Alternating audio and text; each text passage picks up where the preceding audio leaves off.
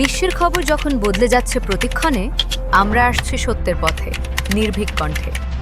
CNW news TV, সংবাদ যেখানে শুধু তথ্য নয়, বিশ্লেষণও সমান শক্তিশালী। সিলেট থেকে শুরু হয়েছে বিএনপির নির্বাচনী জনসভা। আজ সকালে সিলেট সরকারি আলিয়া মাদ্রাসা মাঠে এই জনসভার আনুষ্ঠানিক সূচনা হয়। সকাল 10:50 পবিত্র কোরআন তিলাওয়াতের মধ্য দিয়ে কার্যক্রম শুরু হয়।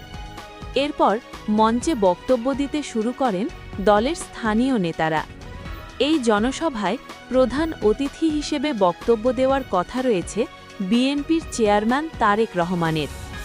বিশেষ অতিথি হিসেবে উপস্থিত রয়েছেন দলের মহাসচিব মির্জা ফখরুল ইসলাম আলমগীর। ছাত্রদলের পক্ষ থেকে ধানের শীষ প্রতীকের পক্ষে কাজ করার আহ্বান জানানো হয়।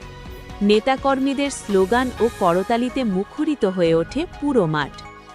জনসভায় উপস্থিত রয়েছেন সিলেট ও সুনামগঞ্জ সহ বিভিন্ন জেলার বিএনপি মনোনীত প্রার্থীরা। উৎসবমুখর পরিবেশে জনসমাগমে পরিণত হয়েছে আলিয়া মাদ্রাসা মাঠ।